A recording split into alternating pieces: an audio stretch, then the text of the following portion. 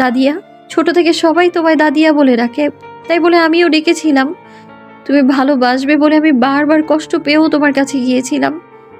আমি তো কখনো তোমাকে পর ভাবিনি। আমরা তো একই রক্ত, বলো। তাহলে আমায় কেন ভালোবাসলে না তুমি? কেন সবার মতো আমাকে দেখো না? আজ প্রশ্নের উত্তর দিতেই হবে তোমায়। আমিনা খান থমথমে মুখ নিয়ে তাকিয়ে আছেন। সাজেদা খান কোনো এক অজানা ভয়ে শঙ্কিত হয়ে রয়েছেন। তিনি হয়তো চান না অদ্রি কিছু জানুক, কিন্তু অদ্রি উদ্গ্রীব হয়ে রয়েছে শুধুমাত্র কিছু কথা শোনার অপেক্ষায়। চিৎকার চেঁচামেচি আর কথা কাটাকাটির শব্দ পেয়ে ইতি আর আসমা খান নিচে ছুটে এসছেন। ইতি এগিয়ে এসে বলে উঠল, কি হয়েছে? তার চোখ চলে গেল অদ্রির দিকে। অদ্রি আমিনা খানের বাহু আঁকড়ে ধরে বলল, বলো না দাদিয়া, বলো। কেন তুমি সবসময় বলতে থাকো আমি এই খান পরিবারের কেউ নই? কিন্তু কেন? তাহলে আমি কে? আমিনা খান তাকিয়ে রয়েছেন অদ্রির মুখের দিকে, যার চোখ এখন রক্তিম হয়ে উঠেছে। ইতি এগিয়ে এসে অদ্রিকে ধরে রাখতে চেষ্টা করছে, কিন্তু অদ্রি যে তার মাঝে নেই। এমন সময় আসমা খান চিৎকার করে বলে উঠলেন, আরণিকার নাক দিয়ে রক্ত বের হচ্ছে। ইতি অদ্রির দিকে তাকালো। অদ্রির নাক দিয়ে গড়গড়িয়ে রক্ত বেরিয়ে নিচে পড়ছে। অদ্রির পরনে সাদা জামাটি রক্তিম বর্ণ ধারণ করেছে। অদ্রি তার অপ্রাপ্ত প্রশ্নের উত্তর চাইতে চাইতেই সে ইতির শরীরের ওপর ঢলে পড়ল। ইতি হৃদয় বিদারক চিৎকার দিয়ে অদ্রিকে দু হাত দিয়ে আঁকড়ে ধরল। আসমা খান আর সাজেদা খান অদ্রিকে ধরে সোফায় শুয়ে দিলেন। সাজেদা খান কান্না করতে করতেই বললেন, কেউ একটু আমার মেয়েটাকে হাসপাতালে নিয়ে যাও। ওর কিছু হলে যে বাঁচবো না।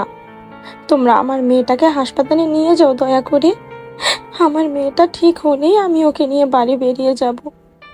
তাও আমার মেয়েটাকে সুস্থ করে তোলো। আসমা খান দ্রুত হাতে আহনাফ খানকে কল দিতে লাগলেন। তিনি কল ধরতে আসমা খান কাঁদতে কাঁদতে বললেন, আপনি এক্ষুনি ডাক্তার নিয়ে আসুন। আমাদের আরণিকা আবার নাক দিয়ে রক্ত বের হচ্ছে।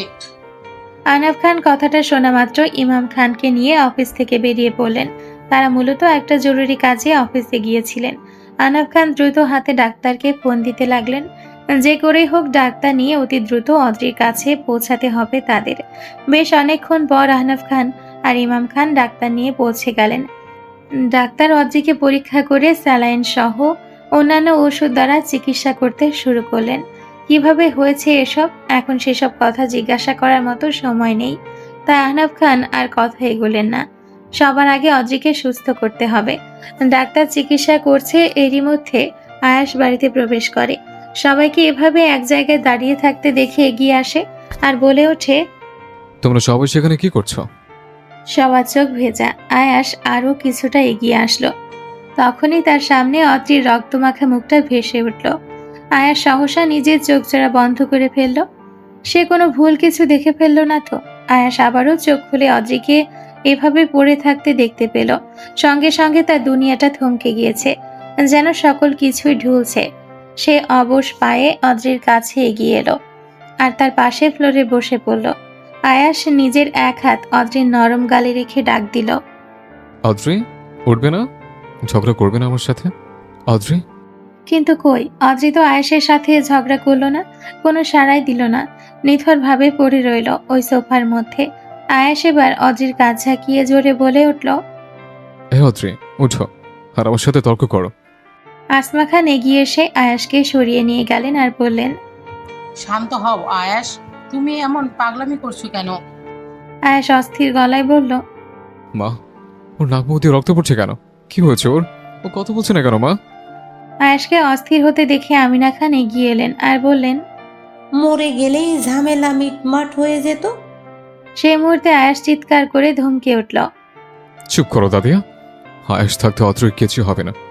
ওর মৃত্যু চাওয়ার দুঃসাহস তুমি করো কিভাবে? যাও আমার সামনে থেকে, চলে যাও, নয়তো আমি কি করে ফেলবো নিজেও জানি না। প্রিয় নাতির মুখে এমন ভয়ঙ্কর ভাবে কথা শুনে আমিনা খান কিছু না বলে চলে গেলেন। ডাক্তারের মুখ অনেকটাই থমথমে, যেন তা বলে দিচ্ছে অদ্রির অবস্থা ভালো না।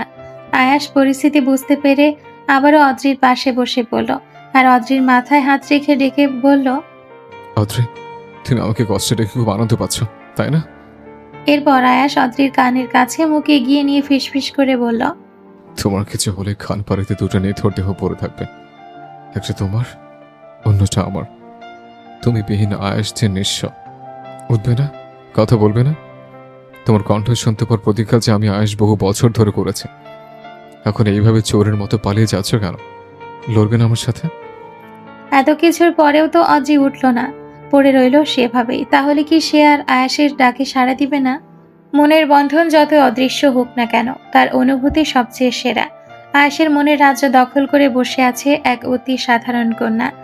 সে অদৃশ্য বন্ধন অদ্রি কখনোই উপলব্ধি করতে পারেনি, পারবে কি না তাতেও সন্দেহ আছে।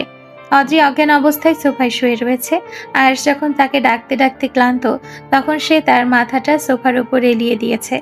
আয়াসের চোখ জোড়া বন্ধ করে রাখা, যেন অদ্রি না থাকলে সেও পৃথিবীর মায়া ত্যাগ করতে প্রস্তুত।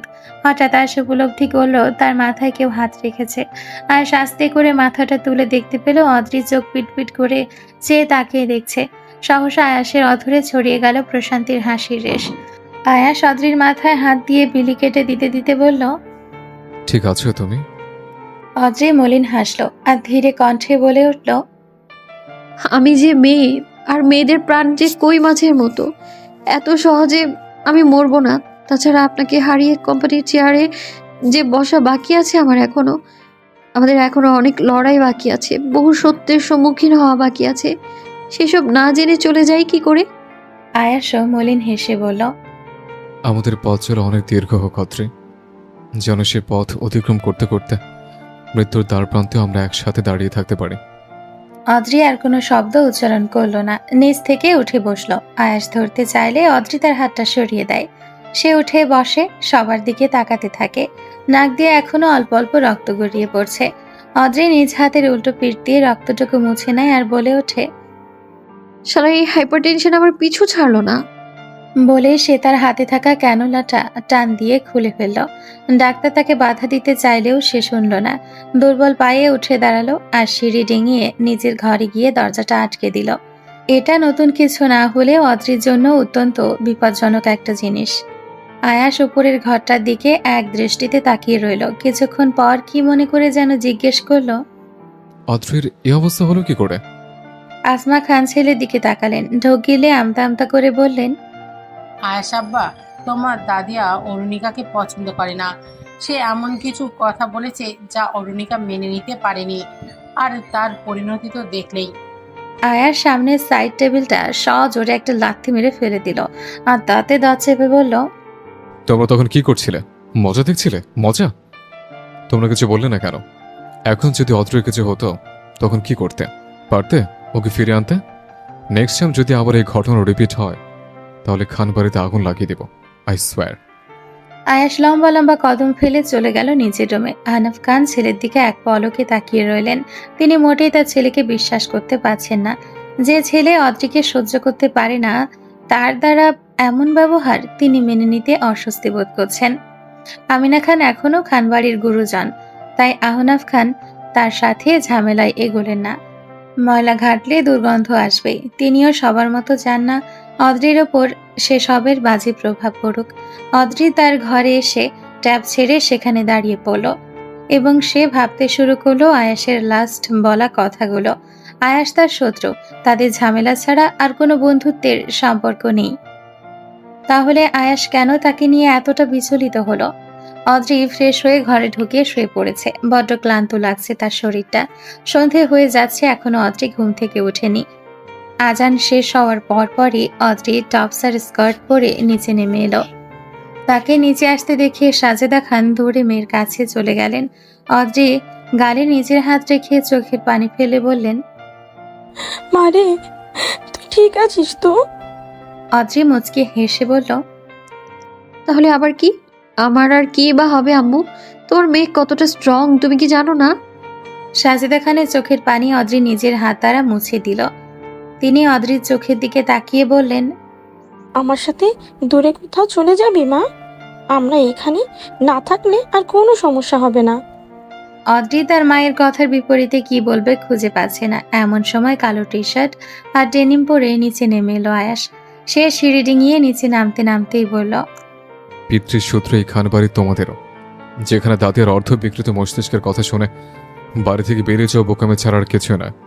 না তুমি কোথাও যাবে মামুনি, আর নয়তো অদ্রি কোথাও যাবে। অদ্রি আয়েশের দিকে এক পলক তাকিয়ে সোফার উপরে পা উঠিয়ে বসলো। সে এখন ফালতু কোনো প্যাচালে যেতে চাইছে না। তখন ইতি এসে তার পাশে বসে পড়ল।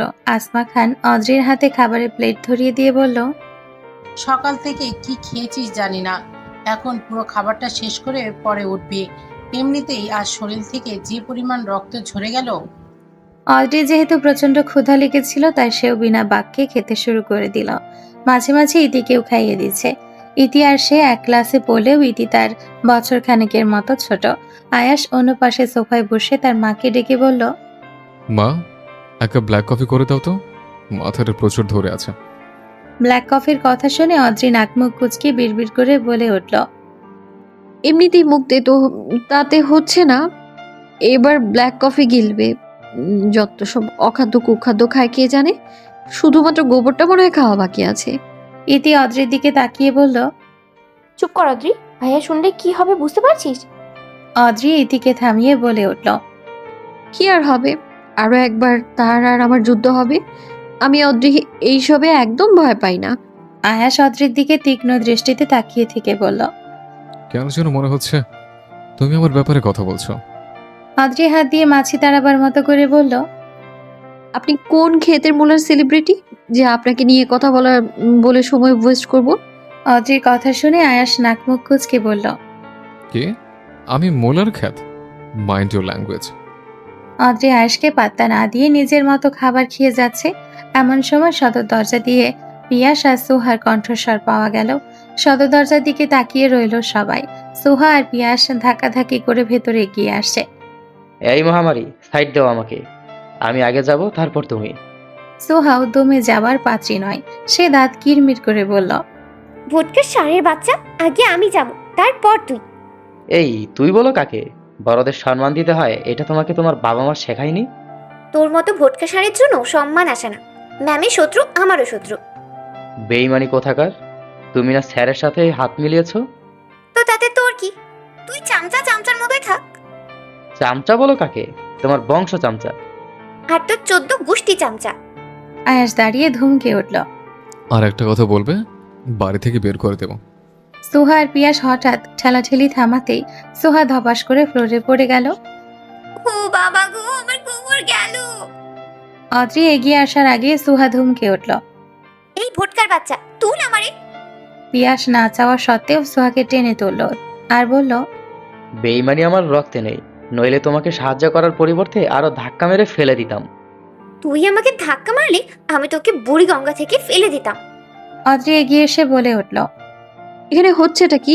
বাবা রে, এত ঝগড়া করতে পারো তোমরা? আয়াসও এগিয়ে এসে বলল। পিয়াস, তুই কি আর ভালো হবি না? আয়াসের তুই তোকারি শুনে পিয়াস বুঝে নিয়েছে আয়াস প্রচুর ক্ষেপে আছে। সে এগিয়ে এসে বলল, আসলে স্যার, আপনাকে মিটিংয়ের ফাইলগুলো দিতে এসেছিলাম, কিন্তু ওই মহামারী আমাকে আসতে দিচ্ছিলই না।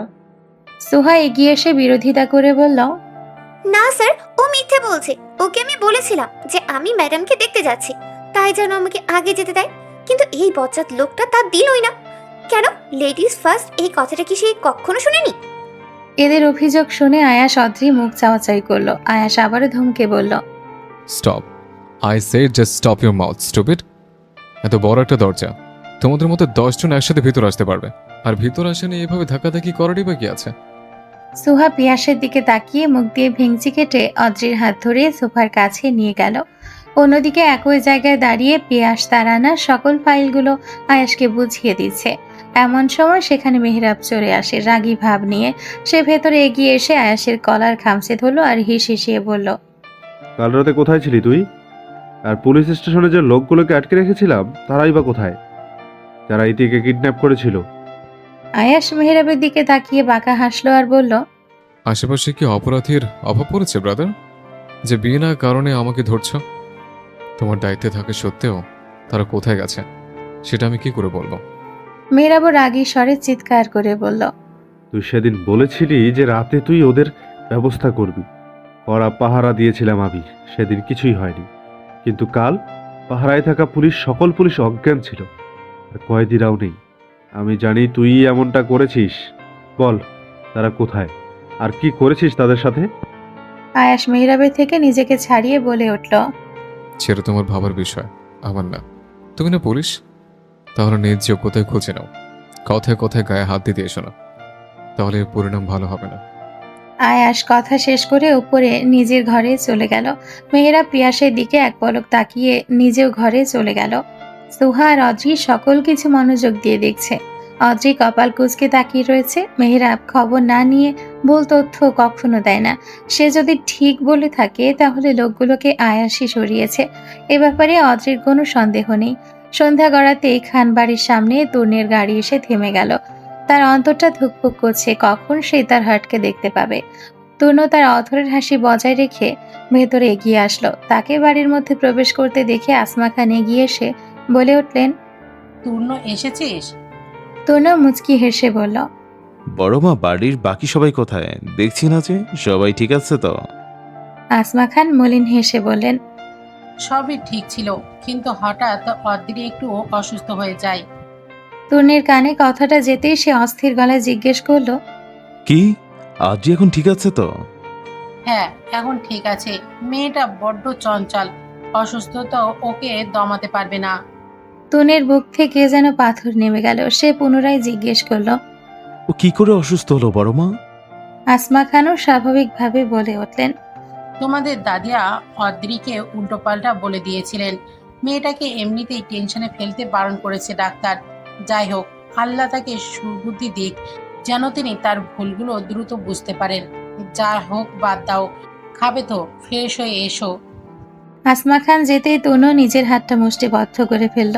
চোখ বন্ধ করে লম্বা শ্বাস নিয়ে রক্তিম চোখে তাকিয়ে বলল, জাস্ট ওয়েট অ্যান্ড ওয়াচ দাদিয়া, তোমার সময় ফুরিয়ে এসেছে। আবার হার্টকে কষ্ট দেওয়ার পরিমাণ তুমি অবশ্যই পাবে, পেতেই হবে। আমি তূর্ণ যে জঘন্যর থেকেও জঘন্য হতে পারি। তনু চোয়াল শক্ত করে সিঁড়ি পেরিয়ে ওপরে নিজ ঘরে চলে গেল।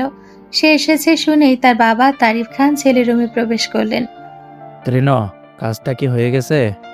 তনু তার বাবার দিকে তাকিয়ে বাঁকা হাসলো আর বলল, তহিল খান তূর্ণ যে কাজে হাত দেয় সেটা কখনো অসম্পূর্ণ থাকে না ড্যাড। তারিফ খান এগিয়ে এসে বলে উঠলেন, সাব্বাস বেটা, তোমার কাছে আমি এটাই আশা করেছিলাম। বলো তুমি কি চাও আমার কাছে, বা আমি কি করতে পারি তোমার জন্য?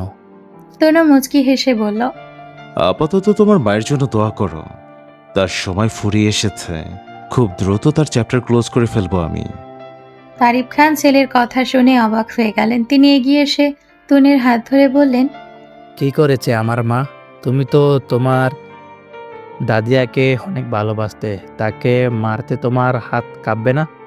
তনু তার বাবার হাত সরিয়ে দিয়ে বলল, ভালোবাসতাম ড্যাড, কিন্তু আমার হার্টের থেকে বেশি নয়। ওর জন্য দুনিয়াও ছাড়কার করতে আমি দুবার ভাববো না। সামান্য দুদিন ছিলাম না, এতেই তার সাহস শতগুণ বেড়ে গিয়েছে। আর বলে হাত কাঁপার কথা, বহু রক্ত নিজের হাতে মেখেছি। রক্ত দিয়ে খেলতে যে বড্ড ভালো লাগে আমার। এখন শুধু নিজের মায়ের জন্য দোয়া করো।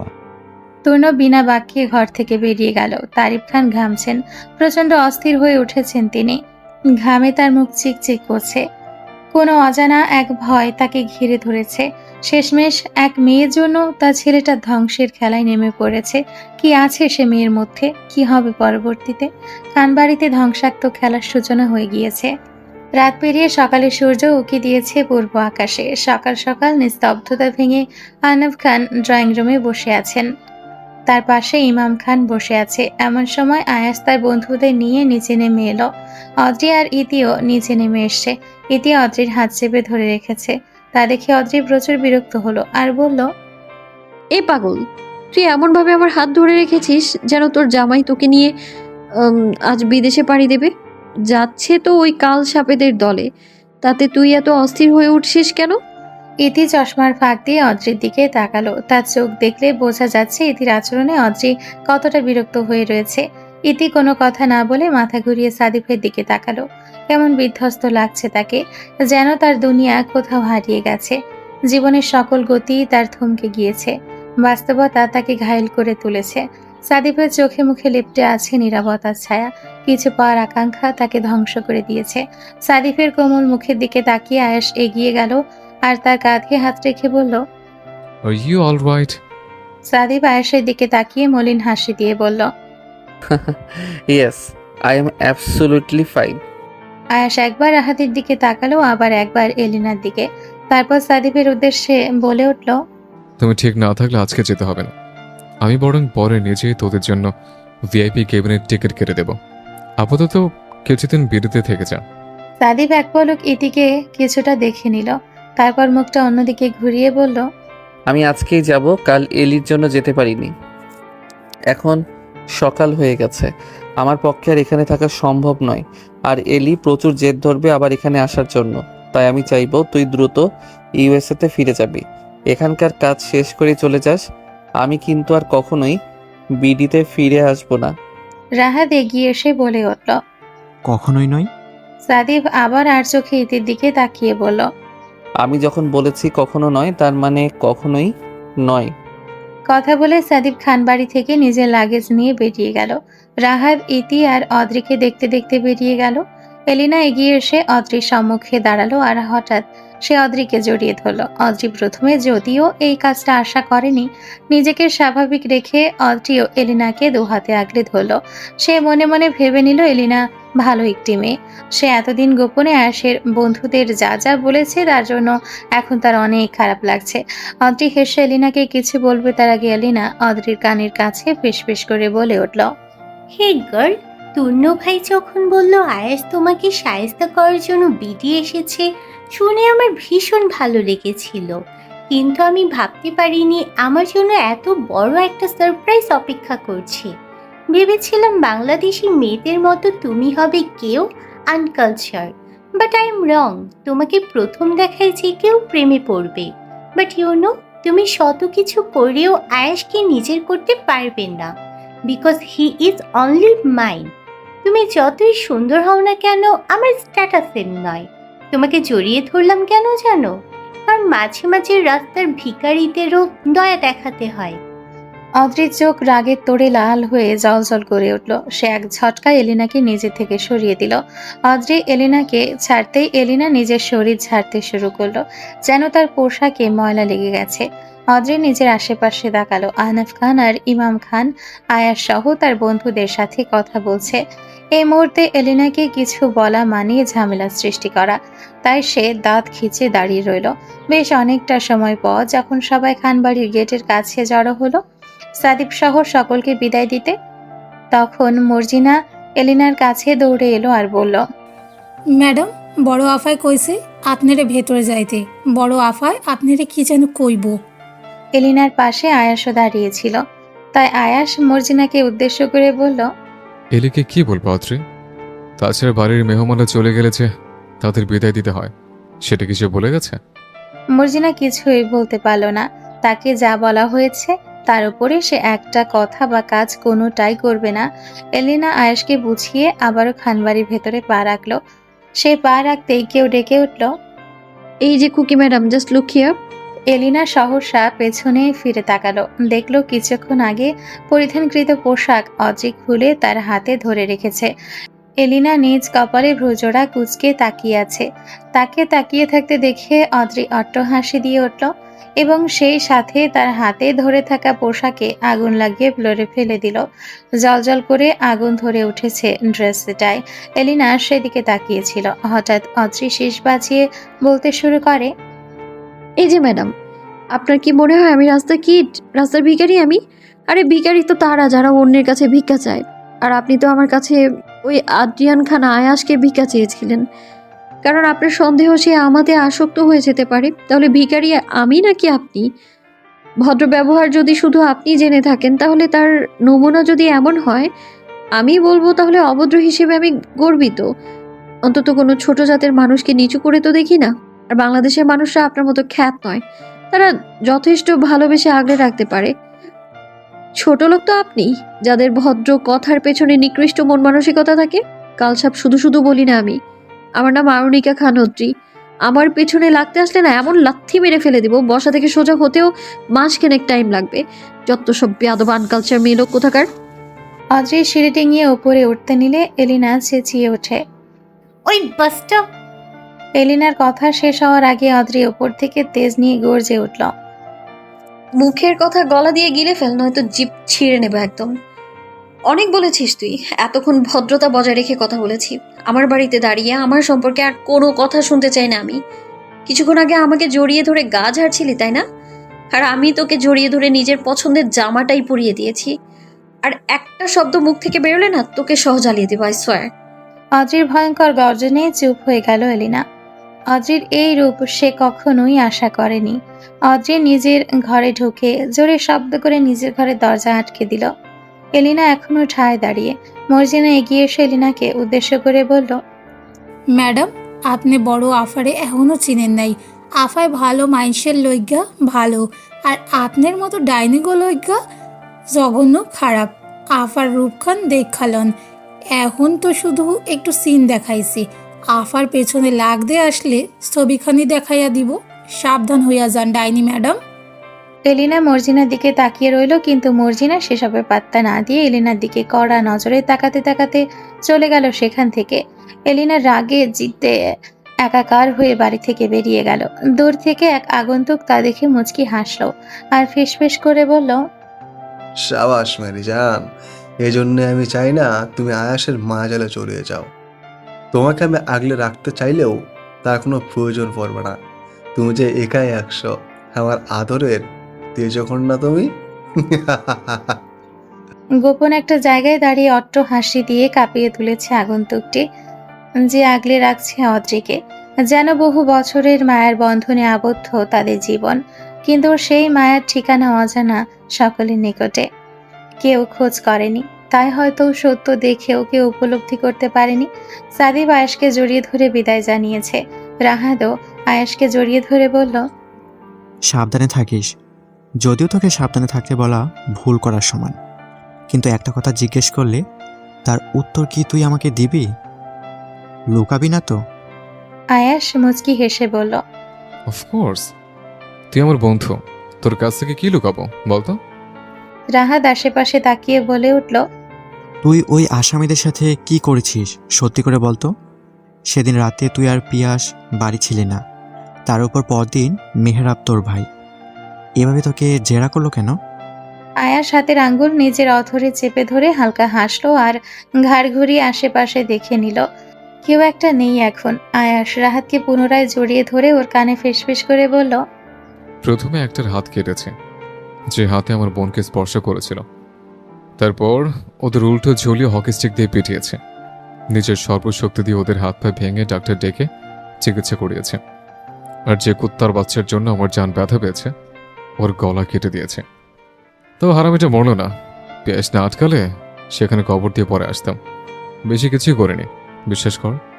শুধু ঝাপসার উপর নিজের রূপটা জাস্ট দেখিয়েছে, ফুল দেখায়নি, ট্রাস্ট মি।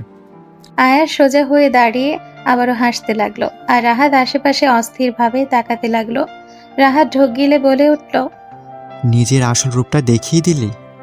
আয়াশ পকেটে হাত গুজিয়ে বলল, বেশি না, একটু দেখিয়েছে, কিন্তু বিশ্বাস কর বহুদিন বাদে রক্ত হাতে লেগেছে, but feelings is zero.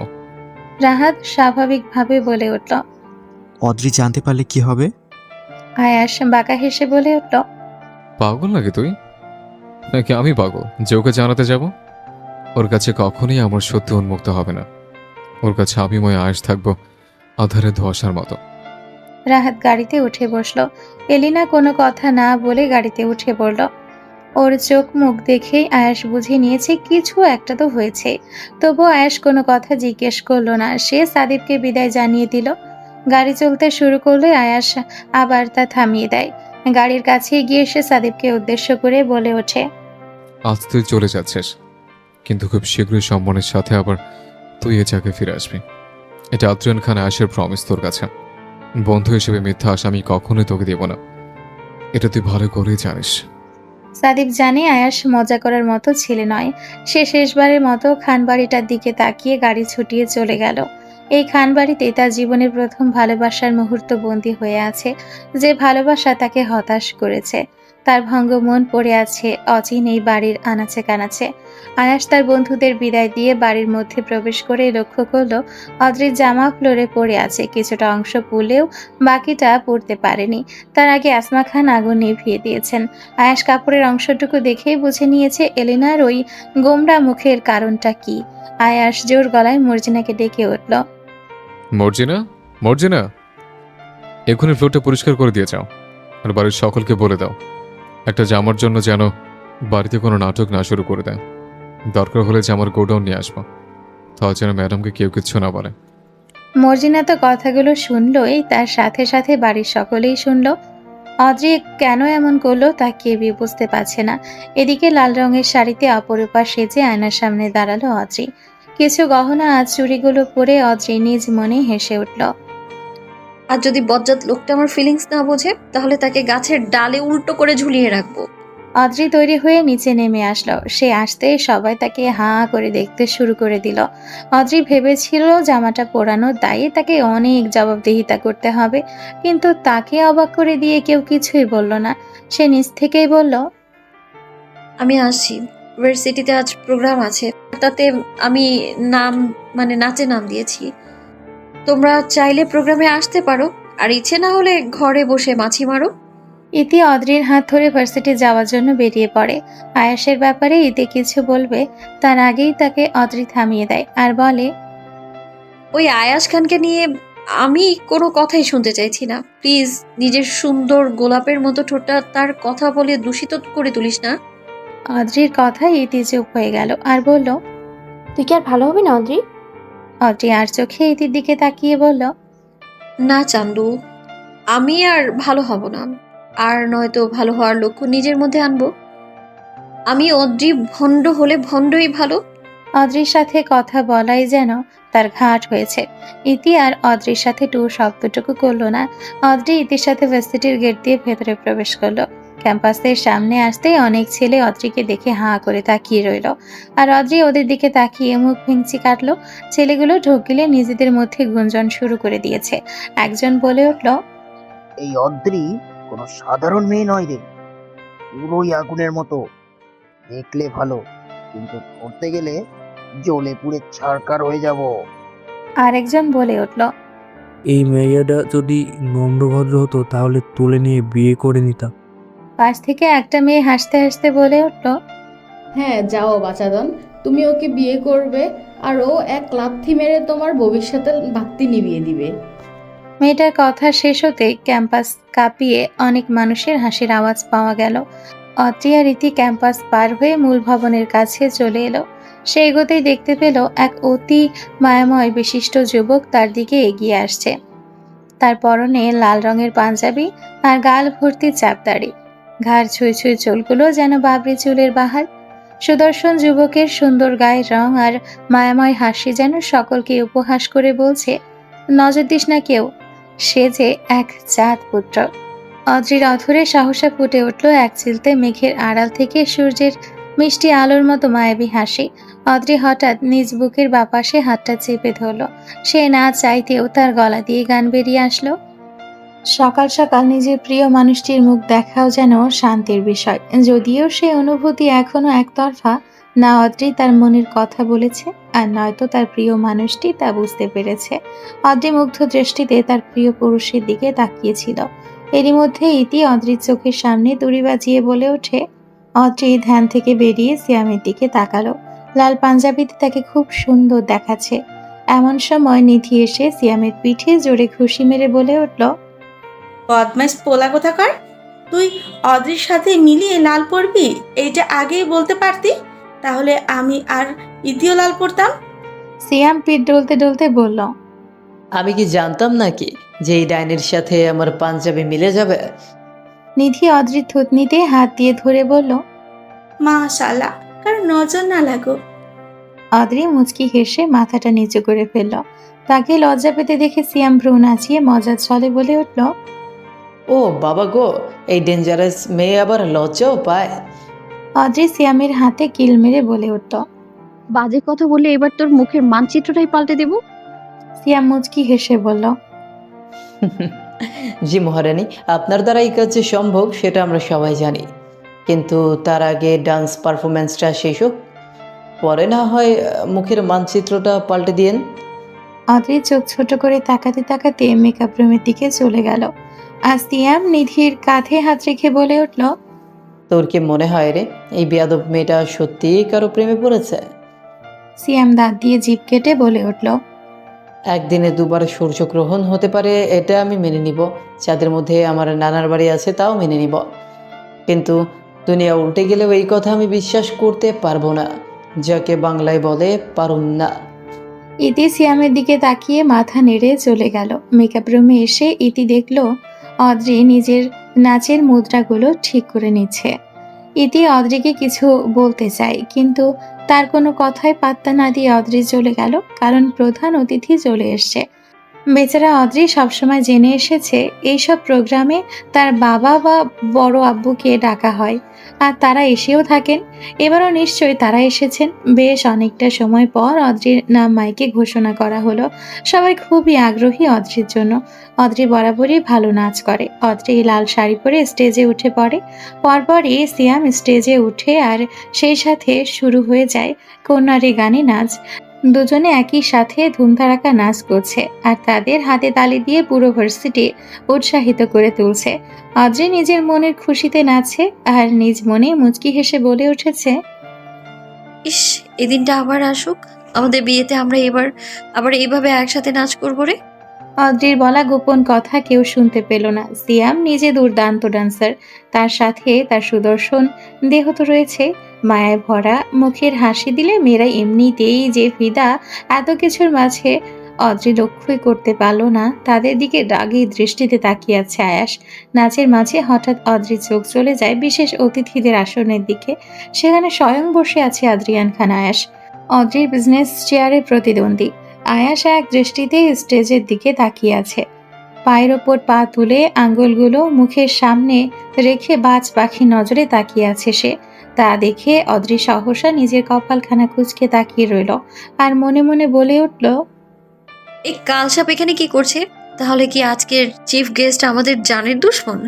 Adri নিজের চোখ সরিয়ে নিয়ে আয়াসকে দেখিয়ে দেখিয়ে ইচ্ছে করে সিয়ামকে ধরে নাচ করছে, যেন সে দেখে আর লুচির মতো ফুলে যায়। আয়াস দূর থেকে পিয়াসকে ইশারা করে তার কাছে এগিয়ে আসার জন্য। ইশারা পেয়ে পিয়াসার অপেক্ষা না করে আয়াসের কাছে চলে গেল। আয়াস পিয়াসের কানে কানে কি যেন বলে দিয়েছে। পিয়াসও মাথা নেড়ে কোথায় যেন একটা চলে গেল। অদ্রি আর সিয়ামের কাপল ডান্সের মধ্যে হঠাৎ অন্য একটি গানের সুর বেজে ওঠে। থমকে যায় তারা, কি হচ্ছে তারা বুঝতেই পারছে না। হঠাৎ অন্য গান শুরু হলো কেন? কারোর মাথায় কিচ্ছু ঢুকছে না। কোথা থেকে আয়াস হঠাৎ স্টেজের ওপর উঠে যায়, আর সিয়ামের দিকে আর চোখে তাকিয়ে বাঁকা হাসি দিয়ে ফেলে। সেই সাথে সিয়ামকে হ্যাঁচকা টান দিয়ে স্টেজের থেকে নিচে ফেলে দেয়। সিয়াম যখন চোখ মুখ কুঁচকে কোমর ধরে বসে পড়ল, তখন আয়াস অদ্রির হাত ধরে স্টেজের মধ্যে কাপল ডান্স শুরু করে দেয় তার বাছাইকৃত গানে। বলছি তোমার দিব্যি গেলে, আমি বড় শান্ত ছেলে, দেখছি তোমায় সুযোগ পেলে, শুনে বুঝে বিষম খেলে, পড়ে গেছি ইস্কেতে, আছি বড় রিস্কেতে, খালি খালি মিস করে যায় একটু যদি মিশতে আসে, রাগারাগি কম করে মনটা নরম করে, SMS হলেও যদি বলতো আমায় সে, আসো না কেন বাসো না, ভালো লাগে না যে আমার, ও ঘুচি কি ভালো করেছি ভালো তোমাকে দু একবার। অদ্রি হতবুদ্ধির মতো তার সাথে নাচ করছে, যদিও সে ইচ্ছাকৃতভাবে নাচছে না, কিন্তু তার পাও থামছে না। আয়াস নিজের মতো অদ্রিকে নিয়ে নাচটা শেষ করলো। নাচ শেষ করে অদ্রির কানে ফিসফিস করে বলে উঠল, আমাকে ছেড়ে অন্য কারোর সাথে নাচ করার শাস্তি তুমি অবশ্যই পাবে, কিন্তু সেটার সময় হলে। আর তোমার বন্ধু সিয়াম, সে তার শাস্তি হাতে নাতে পেয়ে যাবে। কার জিনিসে হাত দিয়েছে সেটা বুঝিয়ে দিতে হবে তো নাকি? অন্যায় করলে যান, বড় অন্যায় করলে আমাকে খেপিয়ে আমাকে চালাতে চেয়েছিলে, তাই না? বিশ্বাস করো, অনেক চলেছে, এবার তোমাকে চালাবো। Just wait and watch baby doll. Adri আয়েশের দিকে তাকিয়ে নিজেকে ছাড়িয়ে স্টেজ থেকে নেমে গেল। পুরো ভার্সিটির স্টুডেন্ট অবাক হলেও আয়াস অদ্রির নাচে তারা সবাই মুগ্ধ হয়েছে। হাতে তালিতে ভরে গেল পুরো অনুষ্ঠান মঞ্চ। আয়াস মাথা চুলকে হাসতে হাসতে স্টেজ থেকে নেমে পড়ল। পিয়াস দৌড়ে এসে জিজ্ঞেস করলো, স্যার, ম্যাম তো আগুনের মতো ক্ষেপে গেছে। এবার কি হবে স্যার? তাছাড়া আপনি নাচতে পারেন এটা আজ প্রথম জানতে পারলাম। আয়াস ভ্রু উঁচিয়ে বলল, আমি অনেক কিছু করতে পারি পিয়াস। কলেজ প্লাস ভার্সিটির লাইফে অনেক কিছু করেছে। তোমার ম্যামের কি মনে হয় সে একাই শুধু জ্বালাতে পারে? সে আমাকে ঘোল খাওয়াতে আসলে তাকে ঘোলের সাগরে ডুবিয়ে দেব। আমিও দেখতে চাই তেজ রানী কতটা তেজের ব্যবহার আমাকে দেখাতে পারে। সিয়ামকে ধরে নিয়ে যাচ্ছে অদ্রি আর নিধি। সিয়াম কোমরে হাত দিয়ে মৃদু আওয়াজ করে উঠল, বাবা গো, আবার আমার কোমরটাকে উড়িয়ে দিল। ওই হালারপুর কিসের এত জ্বালা আমাকে নিয়ে, আমি সেটাই বুঝি না। হে আল্লাহ, এত যন্ত্রণা না দিয়ে ওই শালাকে তুলে নাও আল্লাহ। ইতি সামনে এগিয়ে এসে বলে উঠল। অদ্রি নাক মুখ কুচকে বলল, এত ভাই ভাই করছিস যে? 2 টাকার দাম দেয় আমাদের? আজ পর্যন্ত কিছু করেছে আমাদের জন্য? শুধু রক্তের সম্পর্ক থাকলে সে ভাই হয়ে যায় না। আর বাজে কথা বলবো নাই বা কেন? ওই কালসাপটা কি অকাজটাই না করলো? ইতি অন্যদিকে মুখ ঘুরিয়ে তাকিয়ে আছে। অদ্রি ওর থেকে চোখ সরিয়ে সিয়ামের দিকে তাকিয়ে বলে উঠল, এ শালা তুই কবে সুস্থ হবি বলতো? সিয়াম কোমরে হাত দিয়ে বলল, ইহকালে মনে হয় না আর ঠিক হব। স্টেজ থেকে পড়ে যে নাকটা যায়নি এই অনেক। কেন আমাকে কি পাহাড় থেকে ফেলে মেরে ফেলবি তার জন্য জানতে চাইছিস? অদ্রি তেজ নিয়ে বলল, হ্যাঁ হ্যাঁ, শুধু ফেলবো না, তোকে কেটে কুচি কুচি করে শিয়ালকে খাইয়ে দেবো। নিধি এগিয়ে এসে অদ্রিকে ধরে বলল, আহা, শান্ত হতো। শুধু তোর নয়, আমাদের প্রচুর খারাপ লাগছে। ওই বজ্জাত লোকটা আর একটা শাস্তি হওয়া দরকার। অদ্রি নিধির হাত সরিয়ে বলে উঠল, তোরা চিন্তা করিস না, আজকের কাজের ফল ওই আদ্রিয়ান খান আয়াস অবশ্যই পাবে। আমি নিজের হাতে তাকে তার কর্মের ফল ভোগ করিয়ে আসবো। নয়তো আমার নাম আরুণিকা খান অদ্রি নয়। সিয়াম এখন ব্যথায় আর্তনাদ করছে। অদ্রি তার দিকে করুণ দৃষ্টিতে তাকিয়ে নিজ মনে বলে উঠল, তোকে যে আঘাত করেছে তাকে শাস্তি নিজের হাতে দেবো আমি। তুই চিন্তা করিস না কলিজা, তোর অদ্রি আছে তো নাকি? আমি সব সামলে নেব। ওই কালসাপটা এবার মজা বুঝবে। আমার শখের পুরুষকে আঘাত করে সে যে আমায় কষ্ট দিল, এখন তাকে ক্ষত বিক্ষত না করে থামবো না আমি। অদ্রি নিজের অধরে বাঁকা হাসি বজায় রেখে রুম থেকে বেরিয়ে গেল। এখন তার যাত্রা পার্কিং এরিয়া। অদ্রি পার্কিং এর সামনে এসে দাঁড়ালো আর দেখতে লাগলো কেউ আছে কিনা। 2 জন গার্ড গাড়ির সামনে দাঁড়িয়ে কথা বলছে। অদ্রি একদম সোজা ভাবে গার্ডের কাছে চলে যায়। তাকে দেখে গার্ডরা চুপ হয়ে মাথা নিচু করে সম্মান জানায়। অদ্রি গার্ডদের উদ্দেশ্য করে বলল, আপনারা একটু সরুন, আমি গাড়ির মধ্যে চেঞ্জ করব। সব ওয়াশরুমে মানুষ আছে আর আমার প্রচুর গরম লাগছে, এখনই চেঞ্জ করতে হবে আমায়।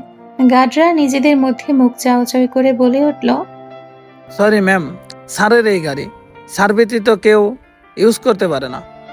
এটা তার পছন্দের গাড়ি, আর স্যার নিজেই তার গাড়ি ড্রাইভ করে থাকেন। কাউকেই সেখানে অ্যালাউ করবেন না। আপনি বরং অন্য গাড়িতে চেঞ্জ করুন। অদ্রি বাধা দিয়ে বলল, আমি এই গাড়িতেই চেঞ্জ করব যখন বলেছি তখন এখানেই করব, কেউ আটকাতে পারবে না আমায়। গার্ডরা বড় মুশকিলে পড়ে গেল। খানবাড়ির মেয়ে বলছে না, কি করে করবে তারা? অনেকটা দ্বিধা নিয়ে তারা অদ্রিকে গাড়ির মধ্যে প্রবেশ করতে দিল। অদ্রি গাড়ির মধ্যে ঢোকার সাথে সাথে সেই চেনা ঘ্রাণটা পেয়ে গেল। কেমন মাতাল করা ঘ্রাণ এটা। অদ্রি চোখ বন্ধ করে কিছুক্ষণ সেই ঘ্রাণটা নিল। পর মুহূর্তেই তার মনে পড়ে গেল সে কেন গাড়ির মধ্যে এসেছে। অদ্রি তাড়াহুড়ো করে তার মুখ থেকে চুইংগাম বের করে সিটের পিঠে লাগিয়ে দিল, আর ব্যাগ থেকে রং বের করে চুইংগামগুলো কালো রঙের করে দিতে শুরু করলো যাতে তা দেখা না যায়। আর সাথে সাথে গাড়ির হ্যান্ডেলে কিছু হিজাব পিন সেট করে দিয়ে যায়। অদ্রির হাতের কাজ এত নিখুঁত হয়েছে যে কেউ ধরতেই পারবে না এখানে ঠিক কি কারসাজি করা হয়েছে। অদ্রি বাঁকা হেসে বলে উঠল, এবার চান্দু তুমি যাবা কোন তলে? কেওড়া তলায় পড়ে থাকতে হবে যে। অদ্রি অট্ট হাসি দিয়ে দ্রুত চেঞ্জ করে বেরিয়ে পড়ল। এবার আয়াসের আসার অপেক্ষা শুধু। অদ্রি ড্রেস পাল্টে অডিটোরিয়ামে উপস্থিত হলো। তাকে দেখে ভার্সিটির হেড চেয়ারম্যান এগিয়ে আসলো। আদি শোনো, আয়াস স্যারকে তুমি নিজের হাতে বরং শুভেচ্ছা মালাটা পরিয়ে দাও। অদ্রি হাত নেড়ে বলে উঠল, মরে গেলেও আমি এই কাজ করতে পারবো না স্যার। তোমাকে এই কাজটা করতে হবে। স্যার তোমার নাচ খুবই পছন্দ করেছেন, আর সাথে অনেক বড় একটা ডোনেশন ভার্সিটির উন্নয়নে দিয়েছেন। অদ্রি না করলেও স্যার তার কথা শুনল না, জোর করে মালা হাতে পাঠিয়ে দিল আয়াসের সামনে। অদ্রিকে মালা হাতে এগিয়ে আসতে দেখে আয়াস মুচকি মুচকি হাসছে। অদ্রি আর আয়াস মুখোমুখি দাঁড়িয়ে আয়াস গলা কেসে বলে উঠল, তেজ রানীর তেজ কমলে মালাটা কি পরাতে পারি? চিন্তা নেই, এটা বিয়ের মালা নয় যে এত দ্বিধা দ্বন্দ্বে ভুগছেন। অদ্রি সময় নষ্ট না করে মালা পরিয়ে মুখ ঘুরিয়ে নিল। আয়াস অদ্রির মালা পরানোর দৃশ্য দেখে মনে মনে হেসে খুন হচ্ছে।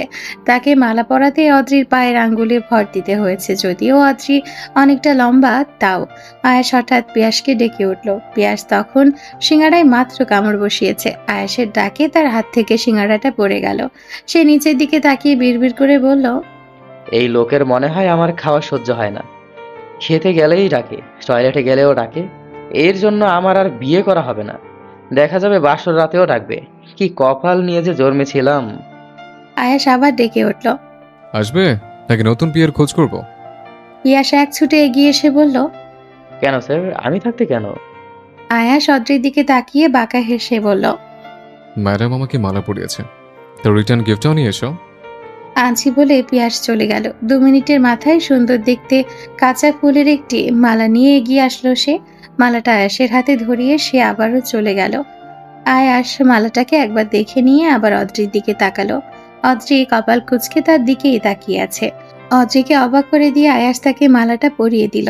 অদ্রি মালাটা খুলতে চাইলে আয়াস তার কানে কানে ফিসফিস করে বলে ওঠে, আপনি মালা খুললে আমি 1 সেকেন্ডও দেরি না করে সবার সামনে আপনাকে কোলে উঠিয়ে কাজ অফিস নিয়ে যাব, তারপর বিয়ের মালা পরিয়ে সোজা খান বাড়িতে যাব। তখন কি হবে বুঝতে পারছেন তো? এখন ভাবুন, মালাটা খুলবেন নাকি না। অদ্রি দাঁত কিরমির করে তাকিয়ে রইল আয়াসের দিকে। সে জানে আয়াস যা বলে তাই করে, তাই সে মালা গলায় নিয়ে বেরিয়ে গেল ভার্সিটি থেকে। আয়াস আবারও হেসে উঠল অদ্রির তেজ দেখে। আজ অদ্রিকে আচ্ছা জ্বালাতন করা গিয়েছে, কিন্তু সে নিজেও জানতে পারল না অদ্রি তার জন্য কি সারপ্রাইজটাই না রেখে দিয়েছে। ভার্সিটি থেকে বেরিয়ে অদ্রি মালাটা খুলে ফেলে দিতে চাইল। পরক্ষণে দেখতে পেল মালাটা তার পছন্দের ফুল দিয়ে তৈরি করা হয়েছে। তার অদ্রির বড় একটা দুর্বলতা হচ্ছে ফুল, তাই সে সেটা ফেলে দিতে পারল না। হাতে করে রওনা দিল খানবাড়ির উদ্দেশ্যে। আজ একটা ধামাকা নিয়ে আয়াস বাড়ি ফিরবে, এটা ভেবে অদ্রির মুখে ফুটে উঠল রহস্যে ঘেরা একটি অমায়িক হাসি। প্রকৃতি যেখানে ঠান্ডা হাওয়া বয়ে নিয়ে যাচ্ছে, মানুষের মনকে প্রশান্তিতে ভরে তুলছে, সেখানে এক যুবকের হৃদয়ে বয়ে চলছে শুধু বিধ্বস্ততা। সেই ধ্বংসাত্মক অবস্থার জন্য দায়ী তার এই অবুঝ মন। সান ফ্রান্সিসকো নিজের বিলাসবহুল ডুপ্লেক্স বাড়ির বড় কাছে জানালার সামনে দাঁড়িয়ে আছে সাদিফ। বাংলাদেশ থেকে চলে আসার আজ প্রায় 1 দিন হয়ে গেল। কেন যেন তার মনটা পড়ে আছে সেই অচেনা বাড়িতে, চিরচেনা সেই মানবীর কণ্ঠধ্বনিযুক্ত খান বাড়িতে। কি অদৃশ্য বল ছিল সে কণ্ঠধ্বনিতে, যার মায়া তাকে আষ্ঠে পৃষ্ঠে বেঁধে রেখেছে। সাদিফের বুক চিরে বেরিয়ে আসলো দীর্ঘশ্বাস।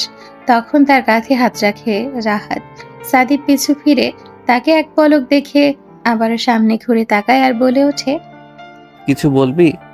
রাহাত সাদিফের সম্মুখে দাঁড়িয়ে মলিন হেসে বলল, ছেড়ে যখন থাকতেই পারবি না তখন চলে এলি কেন?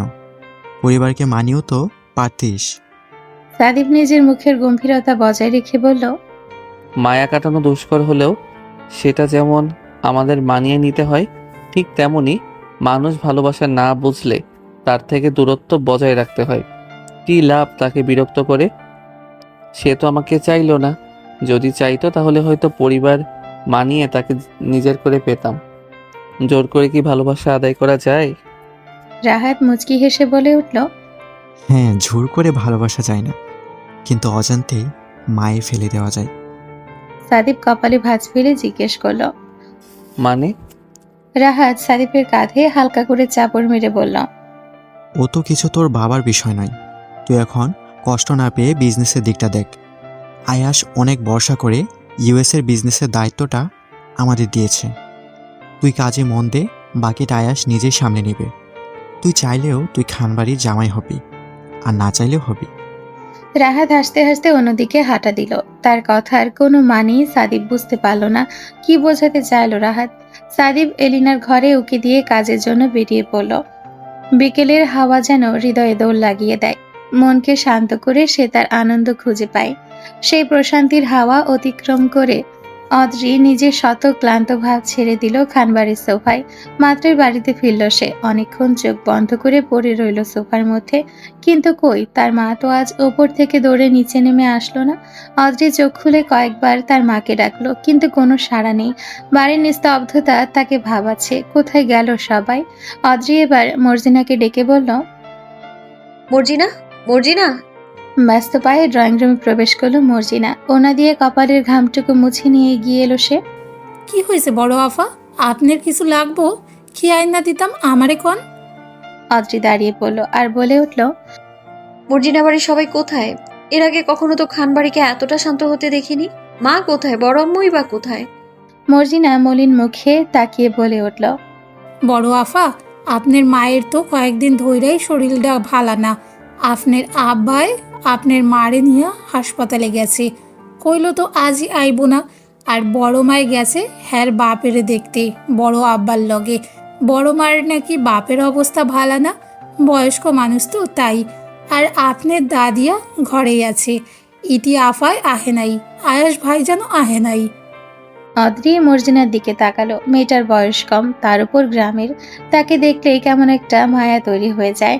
সে মর্জিনার কথার পৃষ্ঠে বলে উঠল, ঠিক আছে, আমি পরে কল দিয়ে খোঁজ নিয়ে নিব। তুই আমার জন্য কিছু খাবার নিয়ে আয় তো, প্রোগ্রাম থেকে না খেয়ে চলে এসেছি আমি। আচ্ছা। মর্জিনা চলে গেল খাবার আনতে। অদ্রি আবারও সোফায় বসে পড়ল। পকেট থেকে ফোন বের করে তার বড় আব্বু আর বড় আম্মুর সাথে কথা বলে নিল। এরপর কল দিল তার মাকে। তার মা কলটা রিসিভ না করলেও ইমাম খান মেয়ের কল রিসিভ করে বলে উঠলেন, তুমি চিন্তা করো না মা, আজকে কষ্ট করে বাড়িতে থেকে যাও। তাছাড়া আয়াস আর তার পরিবার তো আছেই। মেহেরাব কাজের জন্য বাইরে গেছে, তাই তুমি আজকে রাতটা ম্যানেজ করে নাও, কাল চলে আসবো। অদ্রি কল কেটে ভাবতে লাগলো, আজ বাড়িতে হচ্ছেটা কি? যাই হোক, সে তো আর এ বাড়িতে একা থাকবে না, অনেক মানুষই এখনো আছে। যদিও তাদের সাথে এখন অবধি অদ্রির কথা হয়নি বললেই চলে। অদ্রি নিজের রুমে ঢুকে ফ্রেশ হতে চলে গেল। কিছুক্ষণ পর বের হতেই দেখলো তার ফোনে পরপর দুটো মেসেজ এসছে। অদ্রি মাথার চুলগুলো মুছতে মুছতে ফোনটা হাতে নিয়ে মেসেজ অপশনে ঢুকে পড়লো। তার সামনে জলজল করে উঠলো মেসেজটি। হৃদয়ের গহীনে বসবাসকারী নারীর কোনো ক্ষতি হলে আবার হৃদয় যেমন থমকে যায়, ঠিক তেমনই আঘাতকারী ব্যক্তির শেষ পরিণতি হলো মৃত্যু। মৃত্যুর এই খেলায় সেই ব্যক্তিকে ভাসিয়ে দেব আমি। তুমি আমার এক আকাশ পরিমাণ শূন্যতার পাপের রাজ্যে বিনা নিয়ন্ত্রণে আসা হৃদয় হরণী নারী। মেসেজটি দেখে অদ্রির কপালে পড়ে যায় কয়েক স্তর ভাঁজ। কে পাঠালো এই মেসেজ? ভুলে পাঠালো নাকি? শত কথা ঘুরপাক খাচ্ছে তার মাথায়। এত কথায় সে পরবর্তী মেসেজটি পড়েই দেখেনি। বিরক্ত হয়ে ফোনটা নিচে রেখে দিয়েছে। বেচারা অদ্রি যদি একবার সেই মেসেজটা দেখত, তাহলে হয়তো দেখতে পেত সেখানে বড় বড় অক্ষরে লেখা ছিল, you are only my heart. তোমাকে কষ্ট দেয় ব্যক্তির যে আজ শেষ দিন। তোমার কয়েক ফোঁটা রক্তের বদলে আছে অঝরে রক্ত ঝরবে। অদ্রি ফোনটা রেখে নিচে চলে আসলো। তাকে আসতে দেখে মর্জিনা টেবিলে খাবার এগিয়ে রেখে দিল। অদ্রি চেয়ার টেনে বসতেই দেখলো তারিফ খান তার বউ আর মেয়েকে নিয়ে কোথাও একটা চলে যাচ্ছে। অদ্রি আর ইলমার চোখের দৃষ্টি একে অপরের দিকে মিলিত হয়ে গেল। ইলমা নিজের জিন্স শার্ট ঠিক করতে করতে অদ্রির দিকে এগিয়ে এসে বলে উঠল, এই যে মিস্টার, তোমার নাম আমি জানি না, বাট ইউনো, আমি জানি তুমি এই খানবাড়ির সবার চোখের মণি। কিন্তু আমার চোখে তুমি পয়জনের মতো, যাকে বাংলায় বলে চোখের বিষ। আজ বাড়িতে কেউ নেই, ড্যাডও আমাদের আজ রিসোর্টে নিয়ে যাচ্ছে। তুমি একটু বাড়িটা দেখে রেখো তো। খবরদার চুরির পরিকল্পনা কিন্তু করো না। আমার আলমারিতে অনেক মূল্যবান কিছু জুয়েলারি রয়েছে, যদি সেগুলো এদিক সেদিক হয় তাহলে চাপকে তোমার পিঠের ছাল তুলে নেব। অদ্রি রাগী দৃষ্টিতে ইলমার দিকে তাকিয়ে রয়েছে। এমন সময় ইলমার গালে সজোরে থাপ্পড় পড়ে যায়। ইলমা গালে হাত দিয়ে অন্যদিকে ফিরে রয়েছে। অদ্রি হঠাৎ নিজের পাশেই তূর্ণকে দেখতে পেল। তার চোখ অসম্ভব রক্তিম বর্ণ ধারণ করেছে। সে ইলমাকে নিজের দিকে ফিরিয়ে অপর গালে জোরে একটা থাপ্পড় বসিয়ে দেয়। ইলমার টলমলে চোখে ভাইয়ার দিকে তাকিয়ে আছে। এই প্রথম তূর্ণ তাকে আঘাত করেছে। ইলমার মা দৌড়ে এসে ইলমাকে ধরে দূরে নিয়ে গেলেন। তনু তেজি কণ্ঠে বলে উঠল, হাউ ডিয়ার ইউ স্টুপিড! তোকে বাইরের দেশ থেকে এই শিক্ষা দিয়েছে? বড়দের সাথে কিভাবে কথা বলতে হয় সেই ম্যানার্স কি শেখায়নি তোকে? আদ্রির সাথে তুই কিভাবে এমন ব্যবহার করতে পারিস? আনসার দিবি কিনা বল। তনু এগিয়ে আসতে নিলে তারিফ খান ছেলেকে আটকে দিলেন আর বোঝানোর উদ্দেশ্যে বললেন, আহা, ওর ভুল হয়ে গেছে।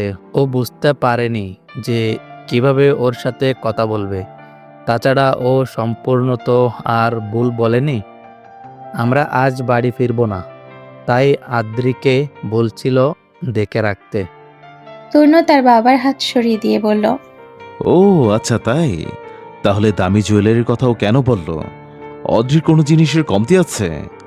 দিন শেষে সত্যি কেটে দেখো, যাকে বাজে কথাগুলো ও বলল এই পুরো খান বাড়িটাই তার। ওকে এক্ষুনি অদ্রির কাছে ক্ষমা চাইতে বলো। তারিফ খান জানে অদ্রির জন্য তনু উন্মাদ হয়ে গিয়েছে, কখন কি বলে ফেলবে তার ঠিক ঠিকানা নেই। তিনি মেয়েকে ইশারায় ক্ষমা চাইতে বললেন। ইলমা অদ্রির দিকে তাকিয়ে দাঁত কিরমির করে বলল, I am really sorry. Sorry বলে ইলমা হনহন করে বাড়ি থেকে বেরিয়ে গেল। তনু তারিফ খানের দিকে তাকিয়ে বলে উঠল, ড্যাড, তোমার মেয়ে এইবারের জন্য বেঁচে গেল, কারণ ও আমার বোন। ওর জায়গায় অন্য কেউ হলে কি হতো তা নিশ্চয়ই তোমাকে বুঝিয়ে বলে দিতে হবে না। এরপর থেকে নিজের মেয়েকে দেখে শুনে রেখো। তারিফ খান আর তার ওয়াইফ বাড়ি থেকে বেরিয়ে গেলেন। তনু মর্জিনাকে ইশারায় খাবারগুলো আবার গরম করে দিতে বলল। মর্জিনা ইশারা পেয়ে খাবারগুলো গরম করতে নিয়ে যায় আর তনু সিঁড়ি ডিঙিয়ে নিজ রুমে চলে যায়। অদ্রি নিজেই তনুর কাজে অবাক। এই প্রথম আহনাফ খান ছাড়া কেউ তার হয়ে এভাবে গলা উঁচিয়ে প্রতিবাদ করলো, কিন্তু কেন? সে তো তনুর সাথে এখন অব্দি কথাই বলেনি। মর্জিনা খাবার গরম করে নিয়ে আসলে অদ্রি খাবার খাওয়ায় মন দেয়। তনুর করা প্রতিবাদ তার ভালো লেগেছে, যদিও একটু বেশি হয়ে গিয়েছে, কিন্তু একজন বড় ভাই হিসেবে তনু যা করলো তা ছিল আদর্শ ভাইয়ের কর্তব্য। অদ্রি খাবার খেতে খেতে সন্ধে তারার মতো সেখানে ইথির আগমন হয়। নিধির সাথে অনেকটা সময় পার করে পরে সে বাড়ি ফিরে এসেছে। অদ্রি ইতিকে বলল যে আজ বাড়িতে মর্জিনা, দাদিয়া, তনু, সে আর অদ্রি ছাড়া কেউ নেই। আয়াস কখন আসবে তার ঠিক নেই। প্রোগ্রাম শেষ হতে আয়াস নিজের বাড়ির দিকে এগিয়ে গেল। স্পেশাল অর্ডার পেপার কালেক্ট করে সে তার পছন্দের গাড়িটি বাংলাদেশে নিয়ে এসছে। আয়াস গাড়ির দরজা খুলে ভেতরে বসলো। কিছু একটা ঘ্রাণ তার নাকে এসে ভিড় করে। আয়াস ঘ্রাণটা কিছুটা অনুভব করে গাড়ি চালাতে শুরু করে। অনেকটা সময় সব ঠিক থাকলেও আয়াস হঠাৎ হাতে ব্যথা অনুভব করে। স্টিয়ারিং এ চোখ যেতেই কিছু রক্তের দেখা মিলল। বেশ কিছু ঘুরানো পেঁচানো পিন তার হাতের বিভিন্ন জায়গায় বিঁধে রক্ত পড়ছে। আয়াস পিনগুলো থেকে হাত না সরিয়ে আরো জোর করে স্টিয়ারিং ঘুরিয়ে গাড়ি চালাতে লাগলো, যেন তার কোনো ব্যথাই অনুভব হচ্ছে না। এতটা সময় পিনে হাত ঢুকে অনেকটা রক্ত আয়াসের হাত দিয়ে গড়িয়ে পড়ল। সাদার শার্টের হাতের অংশ রক্তিম বর্ণ ধারণ করে উঠল। সেসব দিকে আয়াসের কোনো ভ্রুক্ষেপ নেই। রাগের পরিবর্তে তার অধরে ফুটে উঠেছে এক চিলতে মুচকি হাসি। সাধারণ কোনো ব্যক্তির ক্ষেত্রে তা তুলনায় বেমানান। রাতের প্রথম ভাগে আয়াস খানবাড়ির সামনে নিজের গাড়িটি থামালো। তার পরপরই আরো দুটো গাড়িতে করে গার্ডরা এসে পৌঁছালো। আয়াস গাড়ি থেকে নামতেই পিয়াস সহ গার্ডরা বেরিয়ে আসে। পিয়াস আয়াসের কাছে এগিয়ে এসে তাকে রক্তাক্ত অবস্থায় দেখতে পায়। তা দেখে সে অস্থির হয়ে বলে ওঠে, স্যার, এসব কিভাবে হলো স্যার? আপনার তো ট্রিটমেন্ট দরকার। কি করে হলো বলুন না স্যার। আয়াস পিয়াসের দিকে তাকিয়ে মুচকি হাসলো আর বলল, রিল্যাক্স পিয়াস, এটা আমার জানের তো উপহার, বুঝছো? সে যখন উপহার আমাকে দিল তখন সেটা ফিরে দেয় কি করে? আর তাকে তো আমার উপহার হলো আমার শরীরের প্রতিটি পরন্তর রক্তের ফোঁটা। আমি আয়েশ যে সম্পূর্ণ তার রাজত্বেই বন্দী, আর সেই বন্দী আমার হৃদয় স্থলে। আয়াস মুচকি হাসতে হাসতে খানবাড়িতে প্রবেশ করলো। পিয়াসের আর বলার মতো কিছুই নেই। সে দীর্ঘশ্বাস ছেড়ে বলে উঠল, স্যার, যতটা বোকা আপনি আমায় মনে করেন, আমি পিয়াস কিন্তু ততটা বোকা নই। আপনি অজানা অনুভূতিতে ডুবে আছেন স্যার।